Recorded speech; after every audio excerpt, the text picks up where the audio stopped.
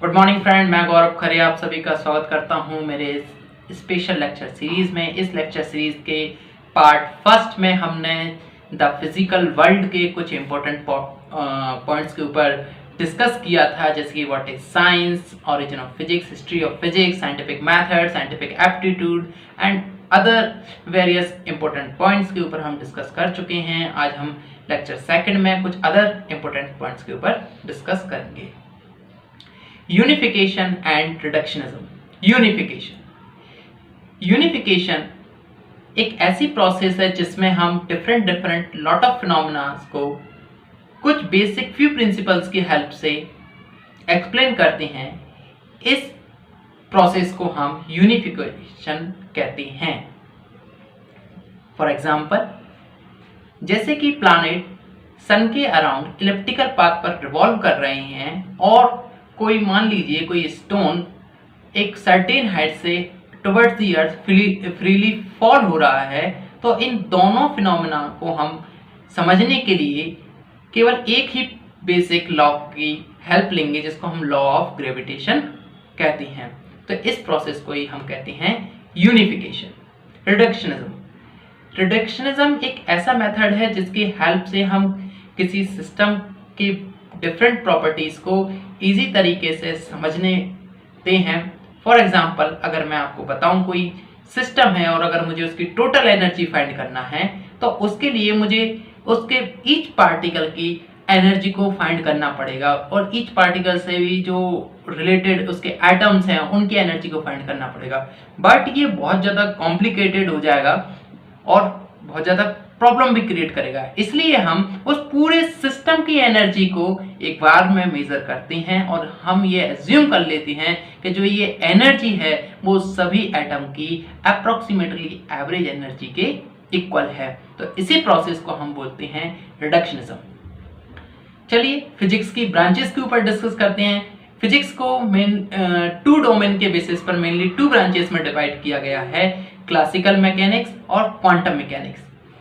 Classical mechanics में हम macro level पर स्टडी करते हैं और क्वांटम मैकेनिक्स में हम किसी भी इवेंट की माइक्रो लेवल पर स्टडी करते हैं। मैं आपको बता दूं, मैक्रो और मैक्रो मीन्स एक बड़े स्तर पर हम उसकी स्टडी करते हैं, जैसे कि अर्थ और मून के बीच में लगने वाला फोर्स ऑफ अट्रैक्शन है।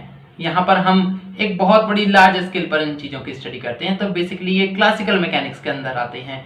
और अगर किसी हमको एटम का एंगुलर मोमेंटम फाइंड करना है या मैग्नेटिक एंगुलर मोमेंटम फाइंड करना है, तो हमको उस एटम के ईच इलेक्ट्रॉन, प्रोटॉन और उसके न्यूक्लियस का हमको एंगुलर मोमेंटम फाइंड करना पड़ेगा। उन सभी को कैलकुलेट करके हम टोटल एंगुलर मोमेंटम फाइंड कर पाएंगे। तो जब हम इस प्रकार के माइन्यूट स्केल पर वर्क करते हैं तो हम उसको बोलते हैं क्वांटम मैकेनिक्स। स्टडी में कुछ हेल्प के लिए हमने फिजिक्स को मेनली कुछ पार्ट्स में डिवाइड किया है, जिसको हम मेन सब डिसिप्लिन्स ऑफ फिजिक्स भी कहते हैं। फर्स्ट है मैकेनिक्स।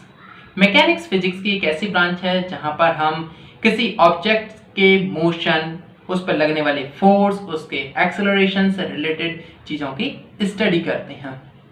ऑप्टिक्स फिजिक्स की एक ऐसी ब्रांच है जिसमें हम लाइट से रिलेटेड फिनोमेना की स्टडी करते हैं, जैसे कि रिफ्लेक्शन, रिफ्रैक्शन, डिफ्रैक्शन, स्कैटरिंग और भी अदर फिनोमेना की हम इसमें स्टडी करते हैं। थर्ड है हमारी इलेक्ट्रोडायनेमिक्स। इलेक्ट्रोडायनेमिक्स में हम चार्जेस और उनके बीच में लगने वाले रिपल्शन, फोर्स ऑफ अट्रैक्शन से रिलेटेड चीज़ों का स्टडी करते हैं। फोर्थ है हमारी थर्मोडायनेमिक्स। थर्मोडायनेमिक्स एक फिजिक्स की ऐसी ब्रांच है जिसमें हम किसी सिस्टम के टेम्परेचर, एनर्जी, एंट्रोपी, एंथैल्पी से रिलेटेड प्रॉपर्टीज की स्टडी करते हैं। इस बार हम 11th क्लास में थर्मोडायनेमिक्स को बड़े डीपली पढ़ेंगे, तो अभी मैं यहाँ पर बहुत अधिक डीपली जाकर के एक्सप्लेन नहीं कर रहा हूँ। नेक्स्ट ब्रांच है हमारी क्वांटम मैकेनिक्स। मैंने अभी जैसे कि बताया आपको कि जब हम किसी भी फिनोमेना को बहुत ही ज़्यादा माइक्रोस्कोपिक लेवल पर जाकर के स्टडी करते हैं, तो उसी ब्रांच को हम बोलते हैं क्वांटम मैकेनिक्स। इसमें हम इलेक्ट्रॉन, प्रोटॉन और क्वार्क्स जो कि सब एटॉमिक पार्टिकल्स हैं, इतने छोटे माइन्यूट स्केल पर जाकर के हम उसकी स्टडी करते हैं। रिलेटिविटी फिजिक्स की एक ऐसी ब्रांच है जिसमें हम उन ऑब्जेक्ट्स से रिलेटेड स्टडी करते हैं जिनकी स्पीड लाइट की स्पीड के इक्वल है। दैट मीन्स 3 लाख किलोमीटर पर सेकेंड, लगभग इतनी ज़्यादा स्पीड होती है। उनसे रिलेटेड ऑब्जेक्ट्स की हम रिलेटिविटी में हम स्टडी करते हैं। बट आज एक बहुत ज़्यादा एक इंटरेस्टिंग ब्रांच फिजिक्स की एग्जिस्ट करती है जिसको हम बोलते हैं मेसोस्कोपिक फिजिक्स। ये ऐसी ब्रांच है जो कि क्लासिकल मैकेनिक्स और क्वांटम मैकेनिक्स दोनों के बीच में वर्क करती है। ये ना तो बहुत ज़्यादा बड़ी लार्ज स्केल पर वर्क करती और ना बहुत ही ज़्यादा छोटे माइन्यूट स्केल पर वर्क करती है। ये दोनों लगभग ये कह दीजिए 100 एटम 200 एटम लगभग इस प्रकार के लेवल पर वर्क करती है। तो इसको हम बोलते हैं मेसोस्कोपिक फिजिक्स। फिजिक्स का दूसरे सब्जेक्ट्स में किस प्रकार से एक इम्पोर्टेंट रोल है, इस बात को चलिए समझते हैं। Physics in relation to other science subjects. जैसे कि फर्स्ट है कि फिजिक्स का मैथमेटिक्स के साथ कैसा रिलेशन है। देखिए, मैथमेटिक्स फिजिक्स में कुछ बहुत ज़्यादा इंपॉर्टेंट टूल्स प्रोवाइड करता है जो कि फिजिक्स में फॉर्मूला और बहुत सारे लॉस को ड्राइव करने के लिए हेल्पफुल रहता है। जैसे कि फॉर एग्जांपल अगर न्यूटन थे, अगर वो कैलकुलस को इन्वेंट नहीं करते तो उनको लॉ ऑफ ग्रेविटेशन के बारे में पता करने में और उसके लॉ को ड्राइव करने में बहुत सारी प्रॉब्लम होती है, शायद वो नहीं भी कर पाती। तो इस प्रकार से जो मैथ्स है वो एक बहुत ज़्यादा इम्पोर्टेंट रोल प्ले करता है फिजिक्स में। सेकंड है physics in relation to chemistry.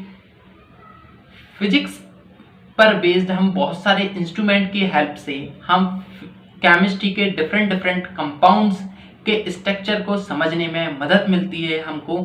तो इस प्रकार से फिजिक्स केमिस्ट्री में बहुत ज़्यादा एक इम्पोर्टेंट रोल प्ले करती है। Physics in biological science.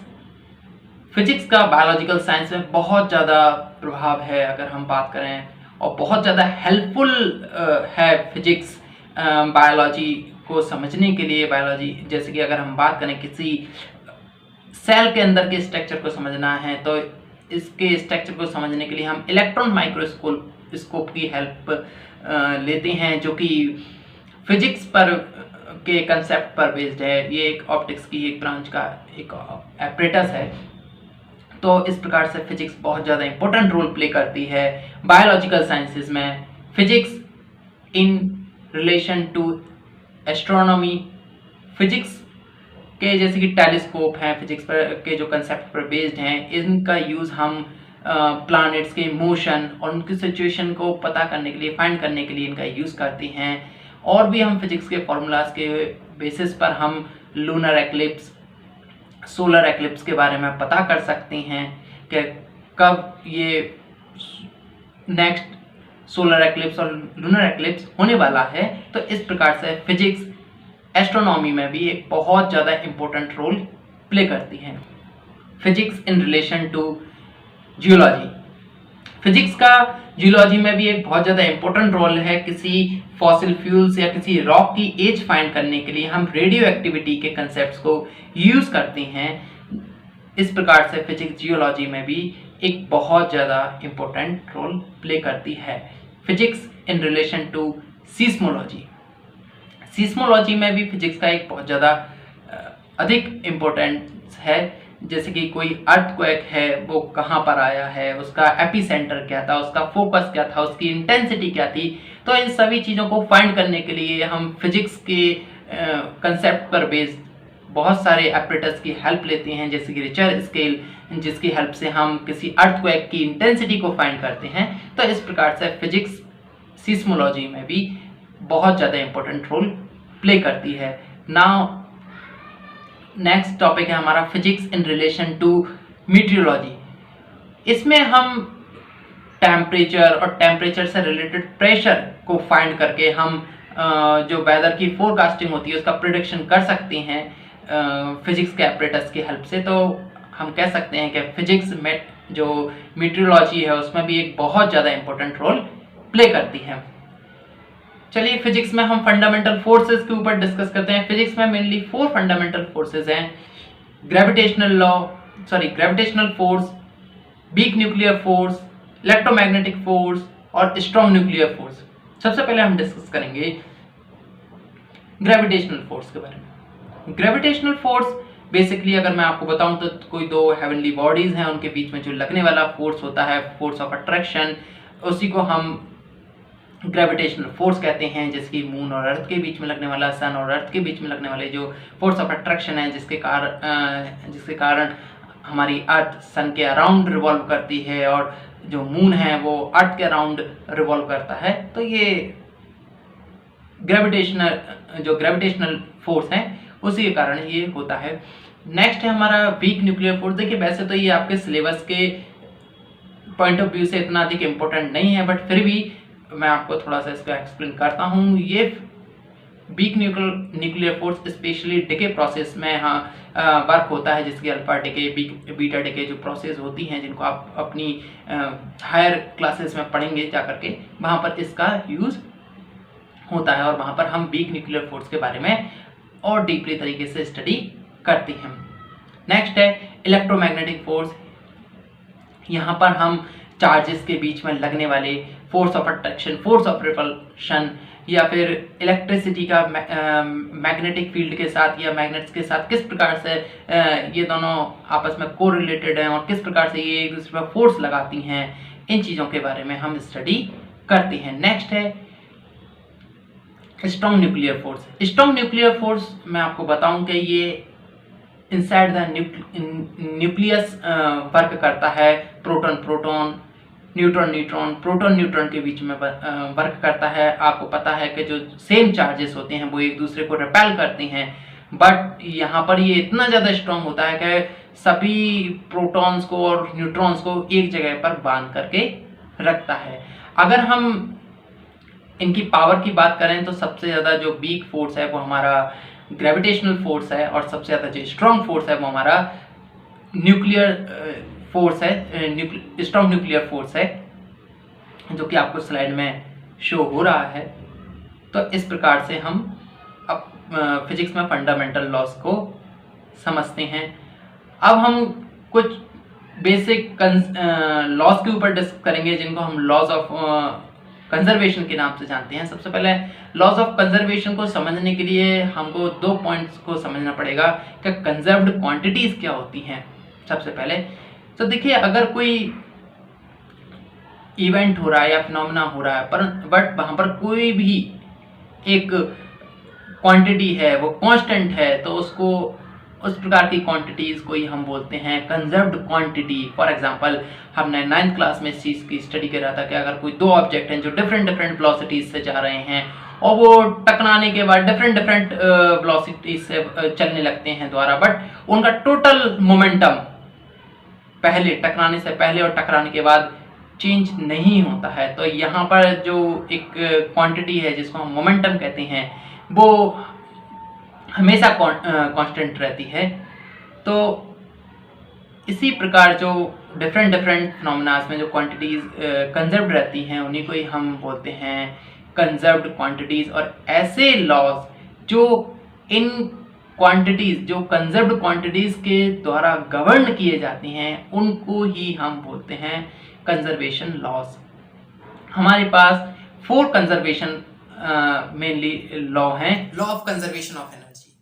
Law of conservation of energy हमको बताता है कि एनर्जी ऑलवेज कंजर्व्ड रहती है, मतलब कि ना तो हम उसको कभी क्रिएट कर सकते हैं और ना ही कभी हम उसको डिस्ट्रॉय कर सकते हैं। फॉर एग्जांपल अगर कोई ऑब्जेक्ट है जो towards the earth freely fall हो रहा है, तो उस समय उसकी पोटेंशियल एनर्जी ग्रेजुअली उसकी काइनेटिक एनर्जी में चेंज होती है। तो इस प्रकार से जो उस स्टोन है या कोई ऑब्जेक्ट है उसकी टोटल एनर्जी कंजर्व्ड रहती है, मतलब कि एनर्जी को ना तो हम कभी क्रिएट कर पाए और ना ही हम डिस्ट्रॉय कर पाए, केवल बस वो एक फॉर्म से अपने दूसरे फॉर्म में चेंज हो जाती है। अल्बर्ट आइंस्टीन ने इसके लिए बहुत सुंदर फॉर्मूला दिया जो एनर्जी और मास के बीच में रिलेशन बताता है, जिसको आप अपनी अगली क्लासेस में जाकर के बहुत अच्छे तरीके से स्टडी करेंगे।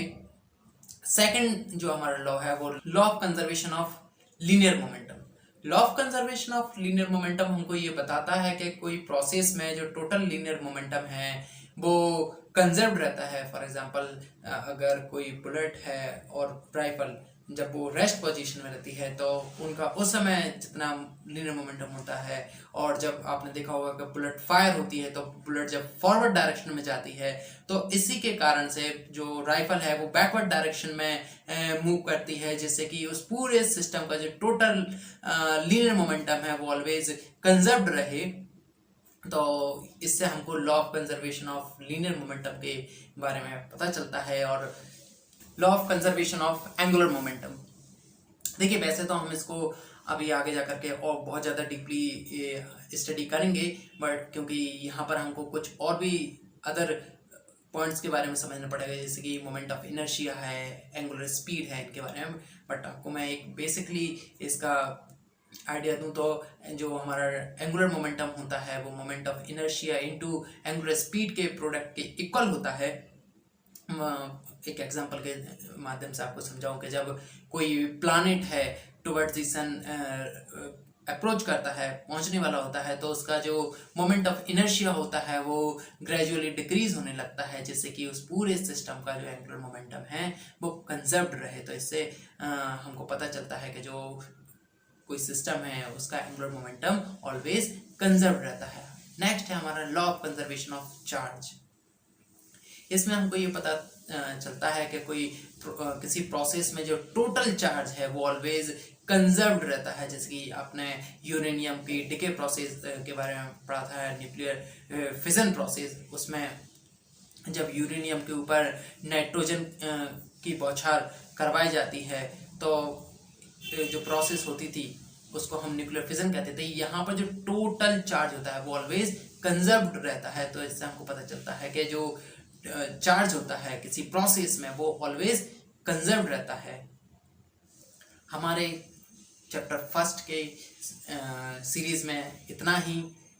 प्लीज़ लाइक कीजिए, कमेंट कीजिए, सब्सक्राइब कीजिए और अपने फ्रेंड्स को भी शेयर कीजिए इस वीडियो को। जितना से ज़्यादा आप शेयर करेंगे उतना ही ज़्यादा ये मोटिवेशन मिलेगा।